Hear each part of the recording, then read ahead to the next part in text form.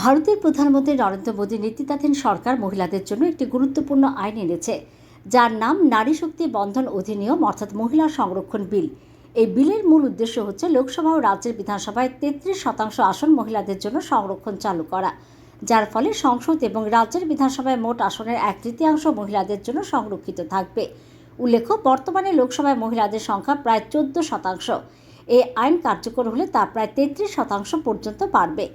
SC/ST সংরক্ষিত আসনের মধ্যে মহিলাদের জন্য সংরক্ষণ থাকবে, অর্থাৎ তপশিলি জাতি উপজাতি আসনের মধ্যেও 1/3 অংশ মহিলা প্রার্থীদের জন্য থাকবে। হয়তোবা 2029 সালে লোকসভা নির্বাচন থেকে কার্যকর হতে চলেছে।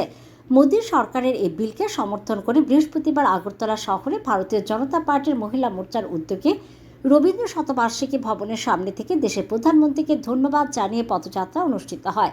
পদযাত্রাটি আগরতলা শহরে বিভিন্ন পথ পরিক্রমা করে।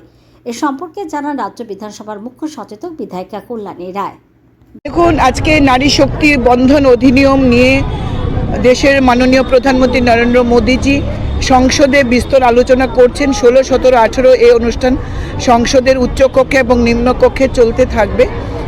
নারী শক্তি বন্ধন অধিনিয়মের মাধ্যমে দেশের প্রধানমন্ত্রী মাননীয় নরেন্দ্র মোদীজি চাইছেন দেশের 33% মহিলাকে আইনের আওতায় এনে তাদেরকে সংরক্ষণ দিয়ে রাজনীতিতে তাদেরকে স্বীকৃতি দেওয়া, অর্থাৎ সংসদের উচ্চকক্ষে লোকসভায় এবং রাজ্য বিধানসভাগুলিতে 33% আসন সংরক্ষণ করে মহিলাদেরকে রাজনৈতিকভাবে প্রতিনিধিত্ব করার সুযোগ দেওয়ার জন্য এই নারী শক্তি বন্ধন অধিনিয়ম এই বিলটি তিনি আবার লোকসভায় এবং রাজ্যসভায় আজকে চর্চা করছেন।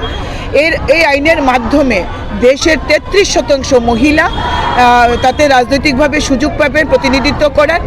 দেশ এগিয়ে যাচ্ছে নরেন্দ্র মোদীজির নেতৃত্বে।